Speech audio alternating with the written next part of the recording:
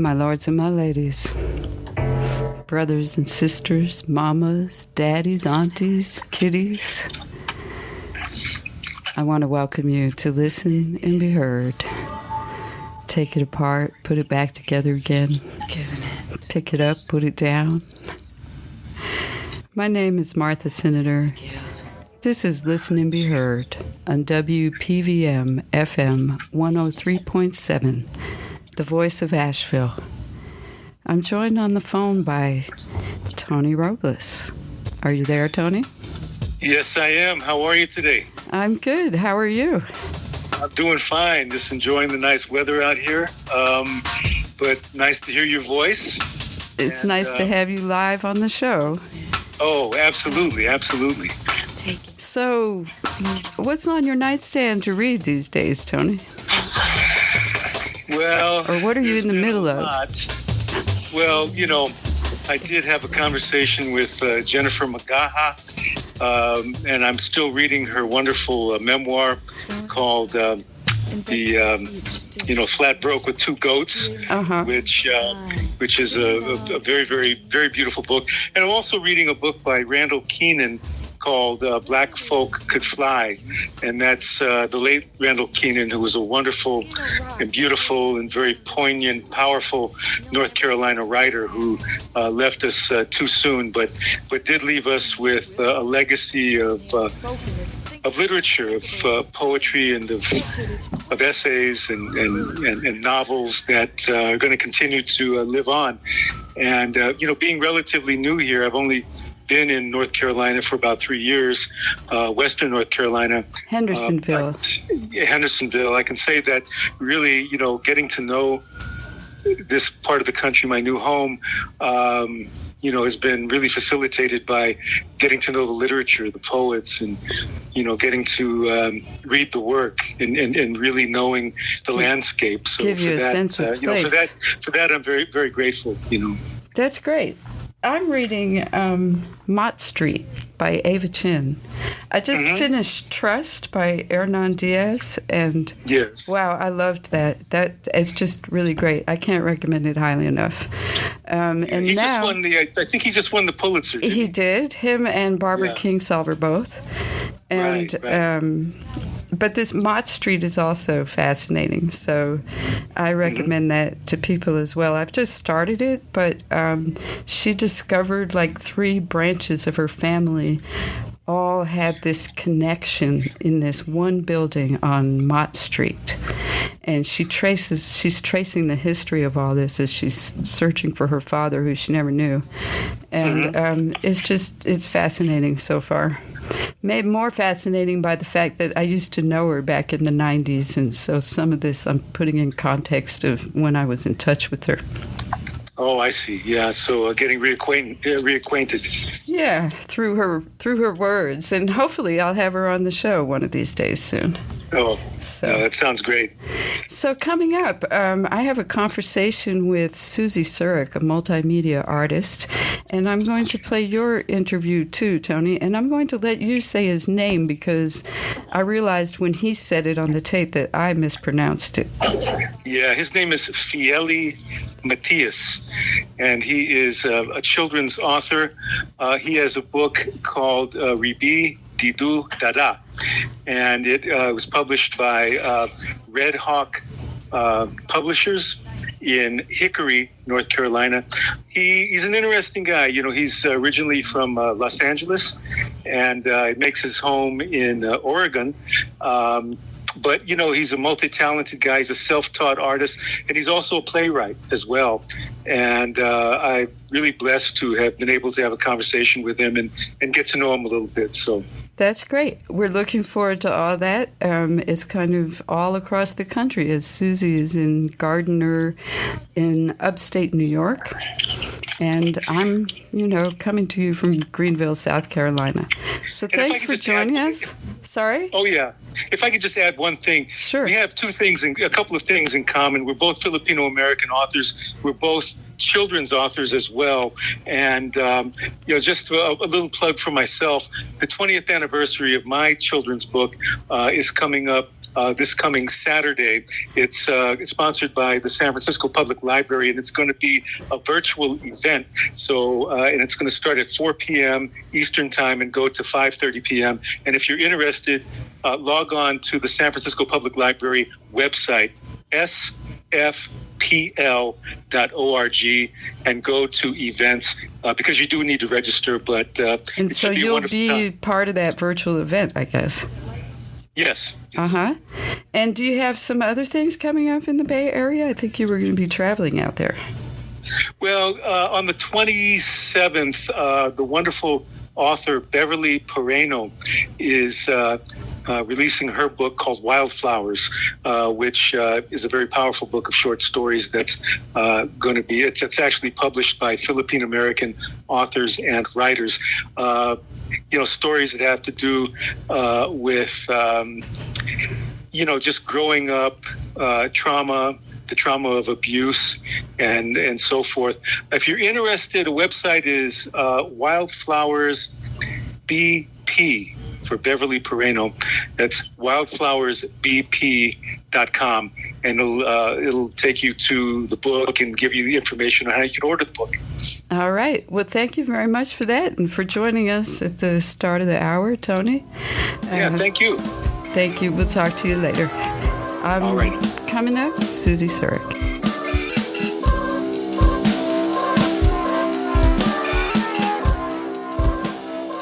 Suzy Sureck, let me introduce you to everybody. You're an internationally recognized multidisciplinary artist whose sculptural installations, videos, and drawings involve physical and metaphoric qualities of wind, water, light, shadow, and the poetics of luminosity.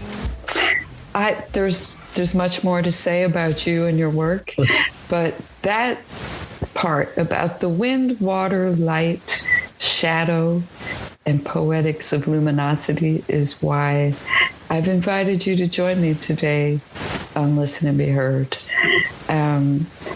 We speak primarily to readers and writers, and I'm very interested how you moved from being the visual artist I knew back in high school, who went to Cooper Union, and you always, I think, did a bit of multimedia, but how did you move into doing, video, visual art, painting, and poetry? Well, thank you, Martha, first for having me, and what a beautiful way to connect. And I always knew you as a writer and a poet, and here you are making space for all of us creatives too. So I thank you for that. I think I became a multimedia artist before even knowing that term back in art school. I just couldn't decide what I wanted to do. I always created. I played piano when I was younger, if you remember that from back in the day. I forgot that. Sometimes I had a creative idea and it was a piece of music. And another time it was a drawing. And another time it was a photograph. And I thought, this is rather confusing. But I began to just say, you know what? You can do it all. You can do it all. And so I did focus on visual arts for sure, and went to Cooper Union and did sculpture in a master's level. But it was always a little of everything. I always felt I could take from each different thing. I love movement. I love dance. So that comes in here too. So at this point, at worst, it's just very confusing. And at best, we just get to have voice in a variety of medium. Just do what you want in some kind of way. And so why wind, water, light, shadow? What is it about, why those particular themes? And I was, in particularly drawn to your forest immersive exhibition, but before we get to that was a progression for you. You told me to go from which one did you start with? The water or the light? I started with light. I worked predominantly with light as a material for a long time, and probably more so before I moved out of the city. I'm still in the city a bit, but once I began to live in a place where there was light everywhere, I think my deep desire to work with it all the time began to lessen because it was all around us. But so light and shadow became, materials. I was less interested in the sculpture, the physicality of sculpture, but more in what I could create that would reflect or refract or bounce light, etc. So then other elements came into play. I've done underwater installations where I've brought the light down into water, into ponds, using various reflective surfaces that then bring the light back out. A lot of it is metaphoric, perhaps on a spiritual realm of how I feel about light and shadow. Last week I had a guest on, Laura Langnick, who wrote a book about agriculture and climate change. And it just occurs to me, or keeps occurring to me, and I keep thinking about how artists have an important role to play in, addressing climate change and having people be aware of our roles and what we can do and how multifaceted the whole thing is. And I think you were addressing some ecological concerns in your installations, in several of them, really. Yeah, for sure. I guess my relation to... Well, I'll back it up by saying that my studio is now right in the middle of the woods. So I really am surrounded by it. And this is new as of the last decade or so as a city dweller, to really be in the rhythm of the seasons, animals, plants, weather, all of that. So I'm immersed in it. I care deeply about the environment and about the issues. And one of my approaches is I think about the elements as collaborators, meaning that there is an equal. I am not sort of dictating something. I've made many kinds of installations of various forms in which those elements you mentioned first become collaborators. So if they're collaborators, we come at something equally, if you will. I mean, I may, and we will talk about Tread Lightly as the most recent. As in learning from each other, maybe is one example. And the point of view, if the point of view can be from that of a leaf, a drop of dew, the roots of trees, something underwater, then we hear it. And if we hear it, my sense is if something is experiential, if we feel it in our beings, if we experience it with all of our senses, we're going to care deeply about it. Maybe that's my means of being a multimedia artist, is that using all of the senses, all of the different disciplines, creates an experience. And through the experience in the body, we care for things at best. I think it's a sense of listening. I was just listening to something you had on this, the podcast earlier, Martha, about listening to the rain. You were just, I'm not sure which one I was listening to because I was all over. Okay. I'm listening to the rain, and we listen deeply to the natural sounds. And I've created works where if we think about them listening to us as well, then what we do matters.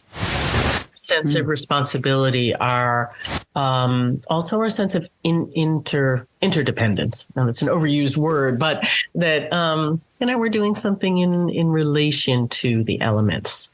So that's I don't know if that answers. Let's go a little deeper with how you actually did that, because I think it's very interesting how you recorded these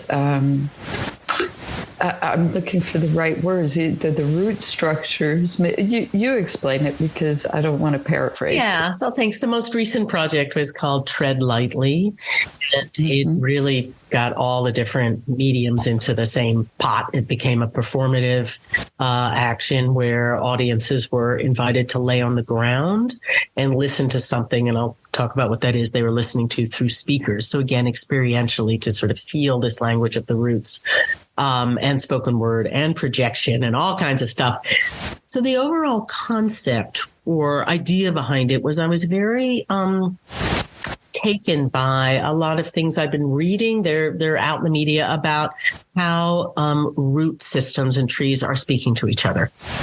And what they are communicating is for the betterment of the whole, that the forest is trying to take care of itself as a whole, as opposed to individual trees. So, and these are, readings that people may be familiar with. There's books and things out on this. Alerting other trees of danger or where nourishment is. And I found this so fascinating, especially coming out of the pandemic with isolation, that can we learn from the wisdom of these trees? If they are communicating under our feet, under the ground, to help each other, what can we take as individuals from that? So I began to realize that we can actually listen to the roots. So I'm very grateful that I was able to bring in two wonderful young women from Pratt Institute, where I teach, who had worked with the technology to be able to actually probe with wires, kind of think about phone wires in a way, bare, to really tap into trunks of trees, roots, and immediately the sound. And it is a movement of fluids going through is what the probes are picking up. It translates as data. The data goes through the computer and we hear it. And so in the purest form, no, we're not putting our ear to the ground. We cannot hear it that way, but we can hear it through the technology. And so I was fortunate enough to be able to work with these women last summer, right here outside my house. And we listen to all kinds of things. We listen to black walnut. We listen to moss. We listen to a cut tree trunk. And how much difference is there between those entities? Incredibly different. The walnut has this deep sound. The moss was very light and bubbly. So each one was immediately different. And then we took all of that data and Jenna, who really knew the technology, turned that into a musical composition. So we layered it in the sense of trying to suggest through sound the intense, complicated layering that these kind of like a symphony going on underground. Symphony. It was absolutely a symphony. There's one, just a little side note. There's one sound that blew me away. We didn't use, but maybe I'll use it for something else. Is I had recently buried a pet. Oh. And she was right there in the ground near the trees that we were listening to. And I said, well, we're not going to listen to her, but what about the soil near where I buried her? We put the probes in and it was like a symphony because the soil, there was so much going on in the movement of activity in the earth through the decomposition. So maybe, but the trees, so each sound was dramatically different.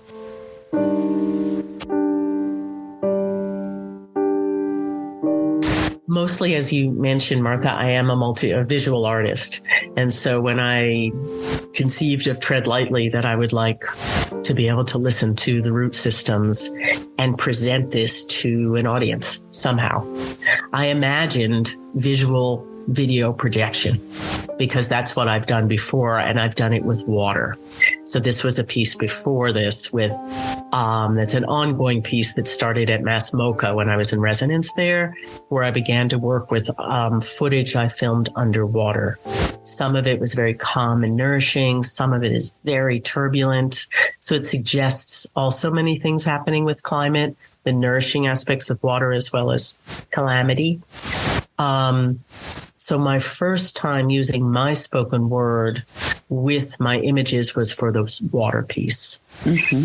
So I could read a paragraph of that, and I also worked with a composer who was, I'm so blessed that she wrote a piece of music for this, for specifically with Tread Lightly. So I was in my studio, I'm getting ready. I got a great video camera. I borrowed it from my college, and there it sat on my studio table. And weeks went by, and I thought, I don't know what to film.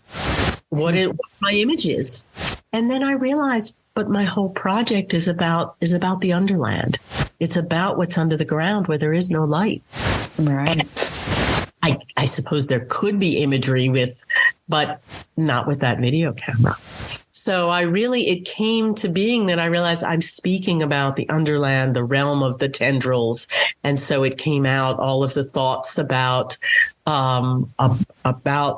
what the trees could be saying came out as text. So that's how that poem came to be born.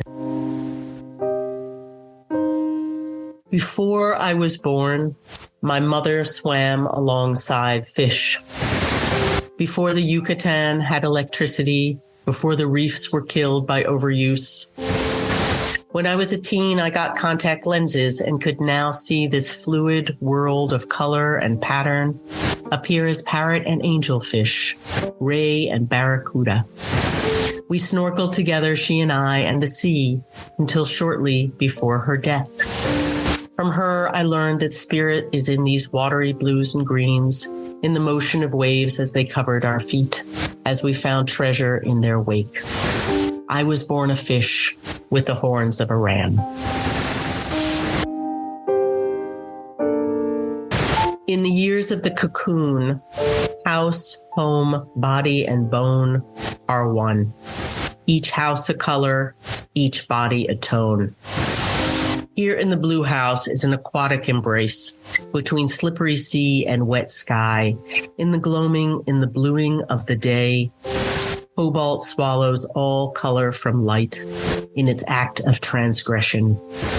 When the froth of day or its jaggedness ruptures sleep, breathe contours of blue to blur, if just for a moment, into spaciousness. I dream in sapphire blue, deep enough to bathe the stars.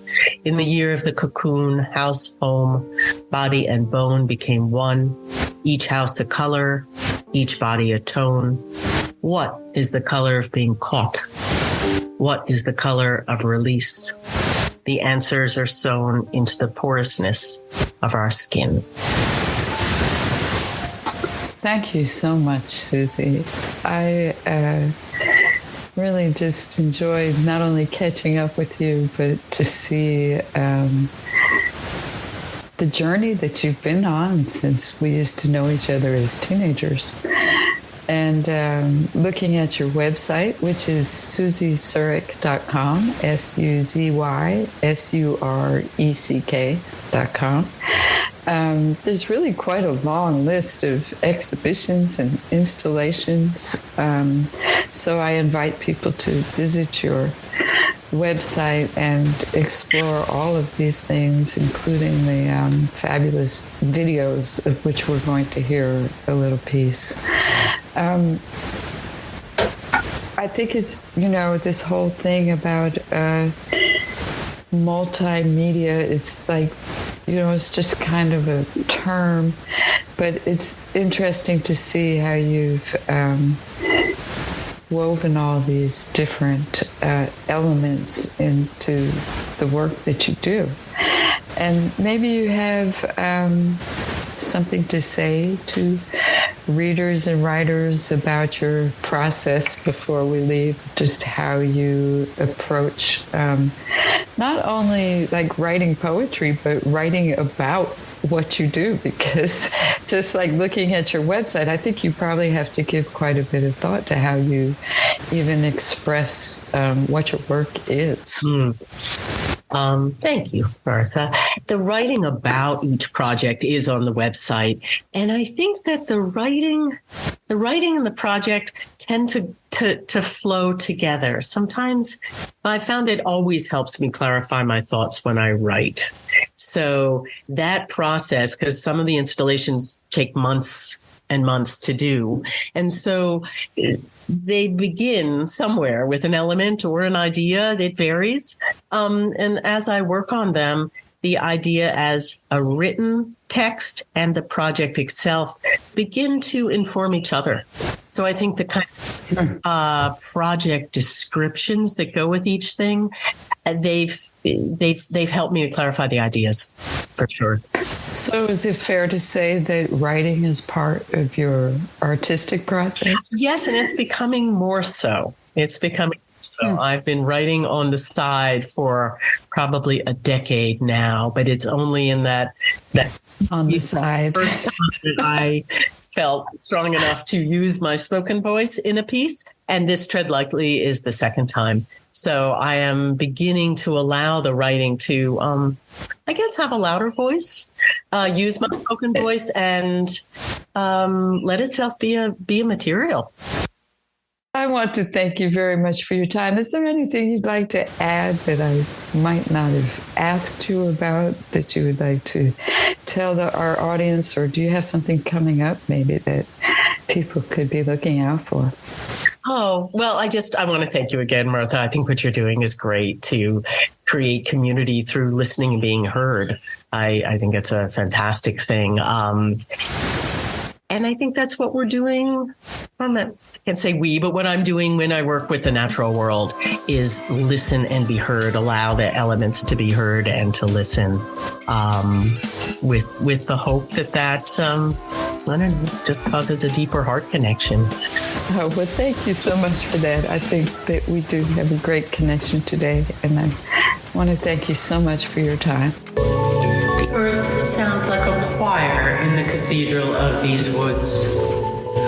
Walking over an exposed root, a single ant creates a racket, its deck drowning out even the cry of a crow. Crescendo of burrowing beetle and bulldozer, dissonant as a mustard seed. What of the language of the tentative tendril? A language of fluidity, of flirtation, of tenderness, of necessity, of thirst, of lust, of luck, lurking, plunging, lounging, luxurious. A language of kindness, of extending, of grasping and release, of relief, of grief or grievances, of vigilance and reckless calamity. Underground language is a caution tape, a vibrant ribbon of alert, alarm, watchful woven, warp and weft, tendril and touch, embedded beneath toes and hoof. Tread lightly. We listen with meandering probes for a dialect of dust, jargon at the jugular, lingo for the living. We root for the rhizome, transmitter of messages. Hermes, disguised as fungi, invents speech, moves between worlds, translates the languages of sun to soil. What is time among the tendrils? Lost time, moon time, worm time, worry. The voice of Suzy Sureck. Tensile. The music of The Roots, Underground. Listen for a whisper. You're listening to WPVM FM Language among 103.7 in Asheville. Underland, a language. My name is Martha Cinader, Fingers reach for each other. and this is Listen and Be Heard. That once again was Suzy Sureck. You can find out more about all her wonderful work at suzysureck.com.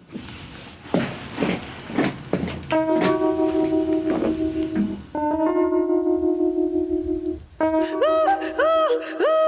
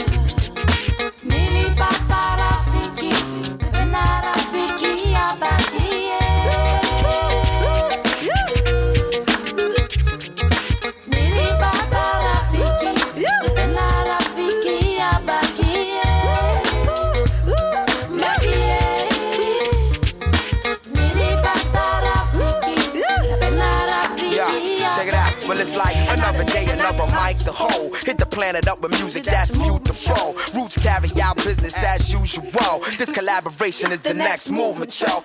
Roots crew, the regiment, Black Thought, me amo. In this thing for life, yo, and that's final. Kid, you know the title, ain't no reason to remind you how I talk hustle from New York to Brussels. First I hit you in the head and then in all your muscles. Think deep, we call it Rafiki. And to read the definition of a true MC, I'm subsurface, it's hard for y'all to beat me. But check it out. Rafiki, Rafiki, Rafiki.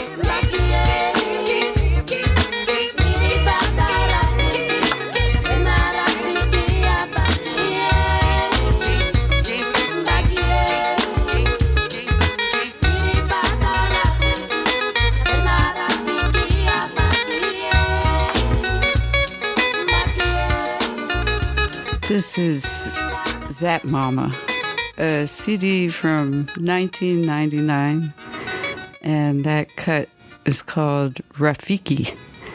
The CD is a Ma Zone, as in a Ma Zone, in the Ma Zone, you know?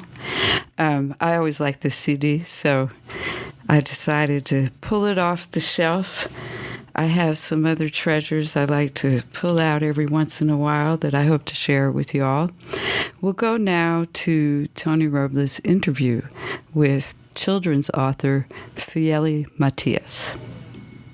Hey, what's up, everybody? This is Tony Robles, and welcome to Listen and Be Heard Radio on WPVM 103.7 FM, the voice of Asheville. Today, we have a wonderful, wonderful guest, a multifaceted artist. I'm very, very excited to have him on our program. Fiely Matias is a freelanced artist who loves theater, he loves to draw, he loves yoga, photography, and dancing.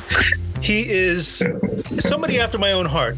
Awkward, uncomfortable, and has a weird sense of humor. So I'm just so glad to have him here. He loves the color green, not necessarily as in cash, but the color green, okay? And loves to cook and loves to laugh. And he's also the author of this wonderful children's book, Ribi Dido Dada, Story and Pictures by Fiely Matias. Fiely, welcome to our program. Welcome. I want to take you on tour with me. That was an awesome introduction. If you could say that every time I walk in the room, that'd be awesome. Well, I guess the tour would maybe start in Los Angeles. I guess you're speaking to us from LA right now, right? That's where you grew up? I am. Yeah, that's where I grew up. I grew up in suburbs of Montebello. I was born in the Philippines, but I came here when I was 6 years old. Yes. And, so that's where I'm from. What part of the Philippines were your parents from? I was born in Quezon City. Quezon City, but, okay. Quezon City. And I don't remember much, to tell the honest truth. I think we lived in Manila. Both of my parents have been dead for like years now. Oh, okay. The last time I was in the Philippines, my mom was there, and she was retired there, and so I went to go see her. She was not doing well, and so that was the last time I was in the Philippines. Well, we do. Well, we do have that in common. I've been to Quezon City. My background is Bicolano, so my grandmother was from born in Bicol. We have things in common. We're both Filipinos, or Philams. We're both children's authors. Yeah. Both have had experiences. Well, actually, wait a minute. It's May is Asian Pacific Islander Heritage Month, so we're both Asian Pacific Islander, and then we both have had experiences with the butcher, meaning that growing up, people have butchered our names. And that, I guess, relates to your story. Can you talk a little bit about that? Because getting somebody's name right is very, very important. And when people don't, we carry that through our life. Yeah, I mean, I called my book Ribi de Du Dada because I wanted something crazy and wacky that people had to, when they first read the title, go, how do you pronounce that? Because it's kind of what I went through when I was a kid. My name is Fiely. My dad's name was Fiel. And I don't know if you had this in your family, but my grandmother added a Y because there was some superstition, a lot of superstitions in the Filipino community, that if you were a junior, that you were like having a bad life. So she added a Y to my name, Fiely. But when I came here, and actually the pronunciation of my last name in the Philippines was Matias. And here it became Matias. Matias. But when I first came here and I was growing up in school, people would always go, how do you pronounce my teachers, everybody? So when I wrote this children's book, I thought back, it deals with someone who, it's a green cat. It's about a green cat who loves to sing, who felt different. So when I named the book, I wanted it to also symbolize what I went through in terms of trying for people to pronounce my name. It was hard for people to pronounce my name, and I always felt very awkward and bad for a long time, actually through my 30s. Yes, I'm 57 now, but you're right in the sense that we carry that stigma with us, especially growing up as a minority here in the States of, for the longest time, I wanted to be white as a kid because that's who I saw in the media, in school, everywhere, the culture, when I wanted to be American, that to me meant white. It wasn't for the longest time until I got into college where I was into theater arts and became more of an artist still. But like in my 30s and 40s, I started to really embrace who I was, my name and everything. So when I say my name now, I say it proudly and hopefully people say it right. But if they don't, I correct them. And it's not anything anymore because I now miss my culture. I now crave being with other Filipinos, crave the food, crave, like Alex Haley with the Roots. I really crave that. So that's one of the reasons I wrote the book. And that's one of the reasons I named it kind of a weird name. I wanted people to get used to pronouncing different things that don't sound exactly what they're used to. I know that the book was kind of a collaboration between you and I guess Dennis gave a lot of input into it, but also, with some of the negative things that happened, I guess, the book is about bullying and how to deal with that. In a way, you collaborate with the bad experiences and the negative experiences to create a more positive message. So can you talk about, how you came to use that to create beauty, to create art? I think most artists, or ones that I know of, always have experiences that are either negative or hard. And so many of them use that as ingredients to create new art. And if we don't, I think I become very depressed and I become like a, crazy person. So in terms of growing up, you know, I was bullied. I was called gay. I was called chink. You know, I was called all these crazy names I used to make fun of. And even to this day, I still get emotional because though I'm 57, the minute someone calls me faggot, chink, or whatever, I immediately become that person in school that was so afraid to come out, that was so afraid to be different. I still get emotional, you know, even now.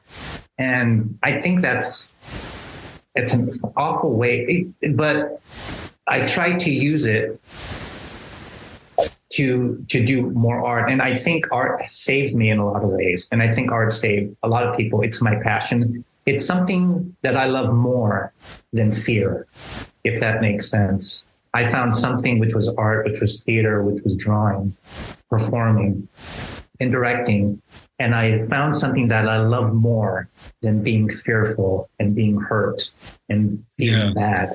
And I think that's important for people to find something they're really passionate about. Forget about the money, you know, but true happiness is living a passionate life and having experiences that challenge you, that make you happy, that make you sad. Over here in Hendersonville, there's a real push to get more involved in the the Board of Education, the school board, about this thing that they call microaggressions.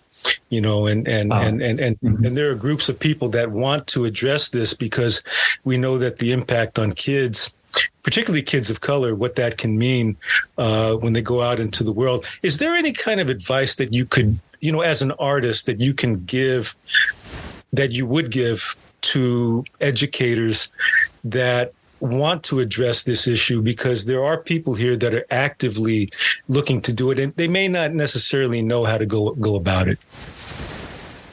I think being a teacher is one of the most amazing things in the world. I have complete respect for teachers. I think when I was growing up as a teacher, the teachers that stuck with me or that made me feel accepted and seen were the ones who weren't afraid to say their names, who weren't afraid to ask questions, who weren't afraid to stand up if a kid is being bullied, or educators who are willing to do more than just do the job at school, to expose themselves to different cultures, to different foods, different movies, reading up on different cultures so that they don't, you know, if they see a kid that is from a different culture, from a different country, they don't ask the kid necessarily, you know, what's going, how do you say your name? I mean, maybe they expose themselves so much to different things that it has opened their heart and their minds to something different, and can, you know, see these kids for who they are and not see them as aliens. I always felt like an alien. You know? Well, you know, it's interesting that, you know, the seeds of what I guess got you in the direction of becoming an artist, a lot of those seeds were planted early on in the school. I think there was a story where I think you were drawing some stick figures, and one of the teachers says, "Hey, what are you doing, Fiely? This is, you know, that's not art." Just talk about that and how that kind of shaped your attitude, later down the line. You know, there are memories when you're an adult that stick with you. You know, one of the memories for me as a kid, as an artist, that stuck with me was we had a drawing class, and my teacher told us to draw people in our families. I think that was it. I remember going, I don't know how to draw. I do know how to just draw stick figures. And so when I showed my teacher said, "That's not drawing." You know, and then she showed others, like the kids were like drawing like more colors and everything. But to me, and that stuck with me because I said, for the longest time and I didn't draw until I got into college because I thought, I'm not an artist. I can't draw.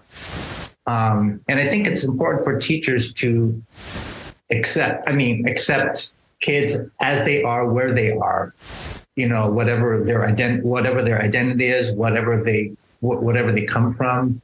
I have nieces and nephews who who sometimes show me what their drawings are or what they're working on in the book. And whatever they do artistically, I just say, that's great. Do you love it?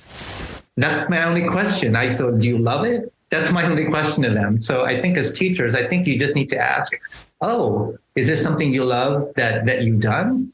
That's great. That's all you need to know. One of the things you said was that no is your favorite word. And that, whenever somebody tells you no, you said to yourself, tell me no and I'll do it. And that you have to be your own biggest, cheerleader or your own biggest advocate.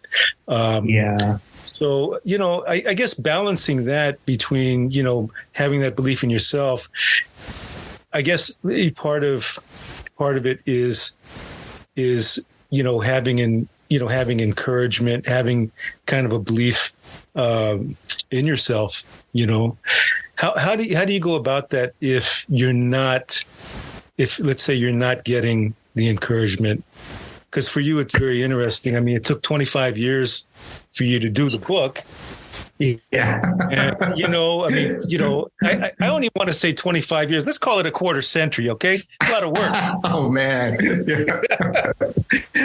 I think, again, it goes back to that passion, that if you find something you're passionate about, that the no's and the failures only motivate you as an artist. Because, again, you love something more than the failure. You love something more than the no. So you take that no, that failure, that door shutting in your face, that person criticizing you, now it's worse with social media, as fuel, because you love something more than that negativity. So I don't know where I got that from, but I think if you don't believe in something and love something and live a life that you're passionate about, those no's and that negative energy will consume you, will win. So I think, again, it harkens back to something that you truly love, because when you love it, you will find a way and a will to create and manifest what you need to do. I often, when I direct a show, I'm directing a reading now of a show that my friend wrote. And the first rehearsal I told them was, well, I'm excited to see everybody fail, because then nobody has an expectation of I have to be perfect or, this kind of stuff. Said, just fail, jump in, do that. So that failure isn't a negative thing.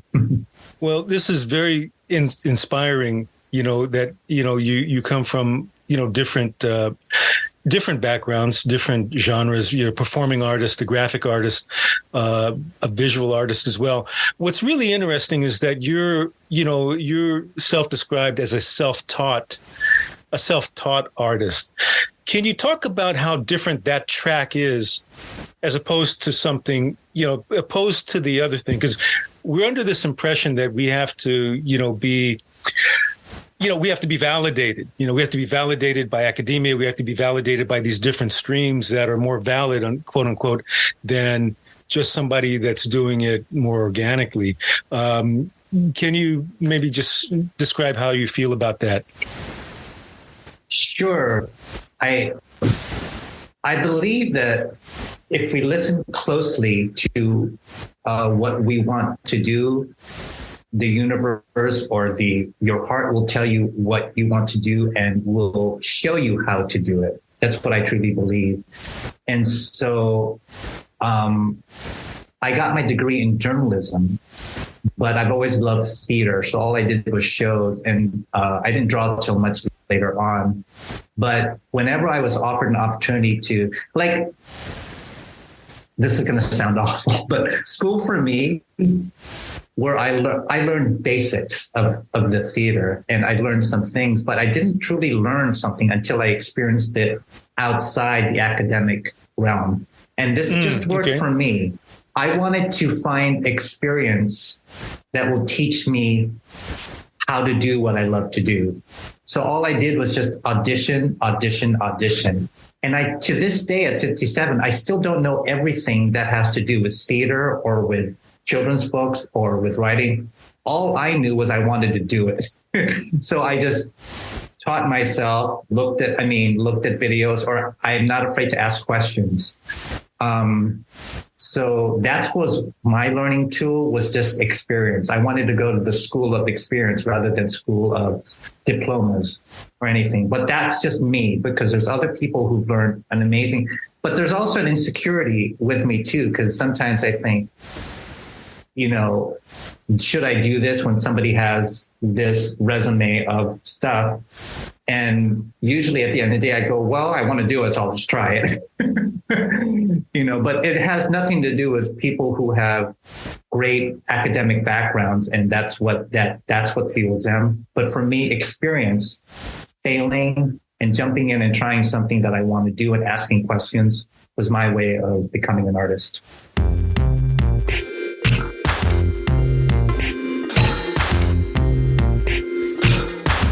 In a box on a street where two alleys meet lived a cat who just loved to sing. And each night around 9, her friends formed a line to hear Jazzy Zazzy sing swing. The crowds cheered for the cat who'd croon and who'd scat. Oh, that sound, a glorious thing. Reeby-de-doo-da-da, reeby-de-doo-da-dee, reeby-de-doo-da-da, da-de-doo-da-dee. A little cat scat. You know, one thing about this that really kind of stood out was how musical and how rhythmic it was, and how engaging it was. And I could really sense, I got a sense in reading it that it was very personal for you, that it reflected just how you feel about life, how you feel about art, how you feel about reconciliation, you know, how you feel about you know, just being human, you know, and it's a beautiful, beautiful book. And the title, again, you know, Ribi Dudu, there you go. Dudu Dada. I'm not going to. No, that was it. I'm not going to butcher the title, believe me. Okay, so we're gonna have to wrap up. I appreciate you being on our show. I know that you have the theatrical presentations, you have other things that are going on. So if you could give us a website, maybe just tell us maybe the next project that you're doing, and you know, how people can learn more online about the stuff that you're doing. Just find me on social media with Fiely Matias. But we are turning my book into a musical. That's our next musical. Our first musical, Disenchanted, is being licensed worldwide right now. Mm-hmm. But we're turning. It's going to be a family musical that we're working on that premieres in North Carolina at the Art of Compassion festival there, and yeah, the Art of Compassion at Catawba Valley. Art of Compassion Festival. That's fantastic, and you know the whole story about how you got, you know, the publisher, which is Red Hawk. Yeah. Red Hawk Publications out of Hickory. Apparently, one of the editors, the acquisitions editor, had seen your work online. Yeah, she knew of our theatrical work and has seen my work on social media. So I just put myself out there again, and people have just found me. And then she just asked me to write a children's book, and I said, okay, without any experience. So I just learned, I just taught myself. I said, I mean, when I look at your children's books, they're beautiful and they're wonderful. And I feel so intimidated by you actually today. I didn't want to tell you, but, you know, so I'm so honored to be interviewed by you as a fellow Pinoy. Fiely, thank you so much. I appreciate it. Again, Ribi Didu Dada, a wonderful, wonderful children's book. It's going to be a theatrical presentation. Thank you so much, Fiely. Great having you. And again, thank you, everybody. Thank you, listeners. And again, we are here at 103.7 FM, WPVM FM, the voice of Asheville. Teeny feet, right leg a double, sock. Teeny feet, right leg a double, sock. Teeny feet, rock, lay it double, socks. The pop is like piping a many-colored loose lace up, racing toe, keeps up with fancy freaky, slick slide, just pressed, recently weaved, hair, jeans oversized, jeans like jeans oversized, but like her hips are black thighs, making guy side for millennia, topped by an attractive jacket. Her suit's not for flack flunkies, junkies, or punk homies on the stroll. Her hands mobile thrones, her Hitler hands mobile thrones. Her hands mobile thrones of today's urban goddess. Clinking rings, link up, dragging fingers. No need to be modest. 1 or 2 gap teeth are cool. Sport gold initials. Doubt you get to her name. Just check from the side and please. Show multidimensional, multidimensional shrimp earrings. Frame her cinnamon face. Crimson with a compliment if a comment hits the right place. Don't step to the plate with your datelines from 88. Don't step to the plate. Don't step to the plate with your datelines from 88. Spare your simple, fragile feelings with the same sense that you came. Color woman variation, you rework the French twist with crinkle cut platinum frosted bangs from a spray cans miss, from a spray cans miss, from a spray cans. Never this, never this, never this, never this, this, never this. She insists, no, you can't touch this. And if piss be deck, fist up boys who must persist. She's the one, she's the one, she's the one, right? She's the one, she's the one, she's the one, whine it. She's the one, give a fire, smoking gun, of which raps are spun. Songs are sung, the bells are rung, rock jerks, a clock, pistols cock. I wanted advantage block, I wanted advantage block, I wanted advantage block, well stacked, she's ja. It's all about you, girl. It's all about you and living in your world. It's all about you, it's all about you, girl. It's all about you and living in your world.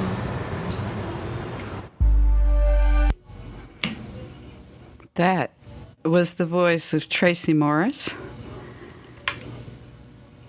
on a CD called The United States of Poetry, which was produced by Bob Holman. He had a whole series on PBS at the time, which was 1996. There's a lot of incredible spoken word poets on this CD, and you may want to go to your library, or I don't know, maybe it's available streaming on Spotify or wherever you might like to go to buy music. My name is Martha Cinader, and you've been listening for the last hour to Listen and Be Heard.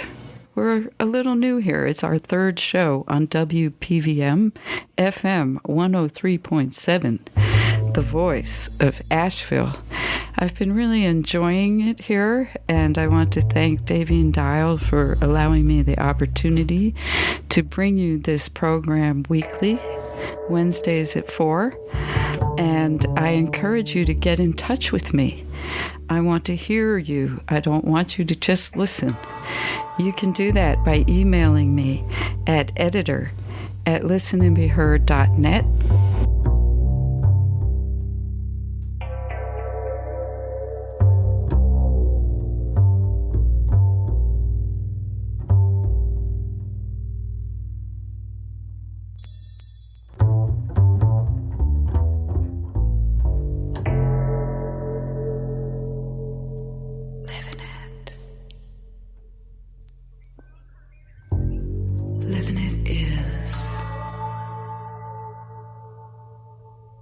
Giving it,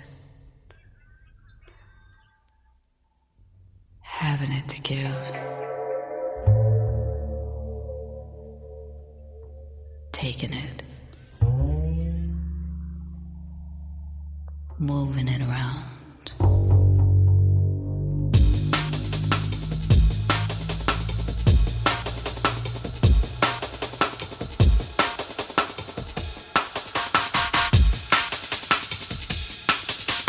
Living it, giving it, having it, taking it, moving it, shaking it, creating it, loving it. Living it is loving it.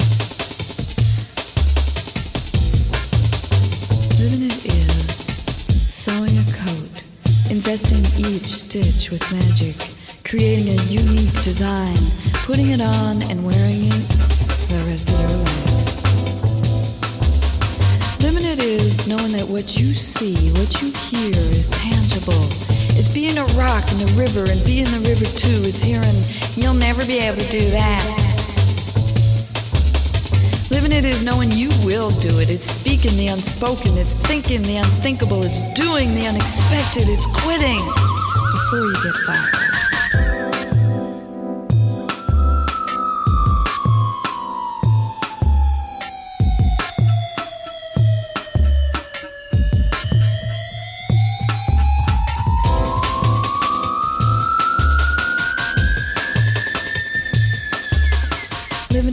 giving it. Giving it is having it. Having it is taking it. Taking it is moving it, shaking it, creating it, loving it. Living it is loving it.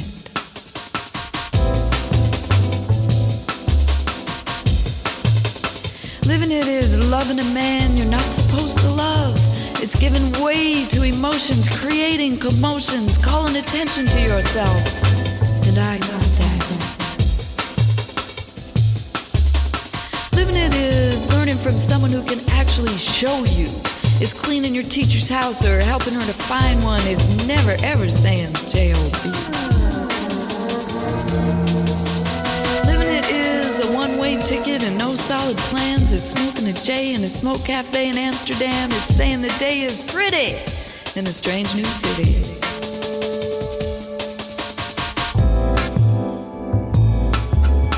Living it is giving it. Giving it is having it. Having it is taking it. Taking it is moving it, shaking it, creating it, loving it.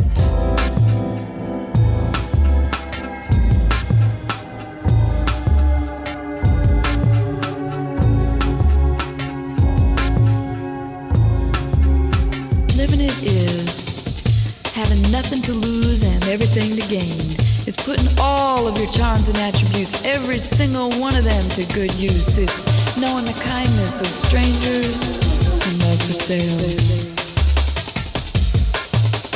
Living it is knowing where to buy rice and beans in bulk. It's knowing herbs are cheaper than doctors. It's keeping it together when you're falling apart.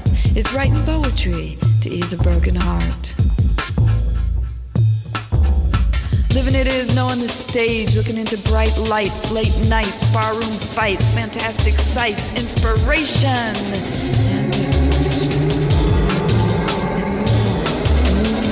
and moving on, and moving on, and moving on, and moving on, and moving on, and moving on, and moving on, and moving on.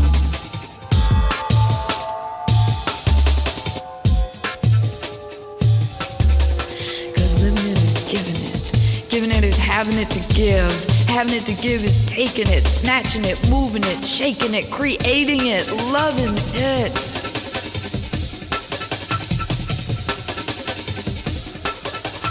Living it is being responsible for your own groove. It's playing on street corners for nickels and centines and being asked to move.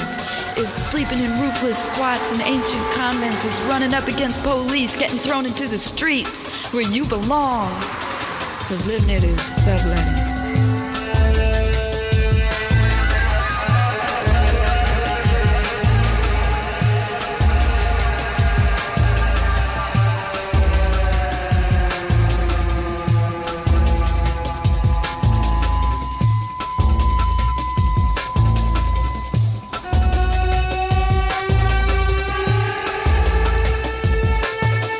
Living it is knowing your feet belong on the ground.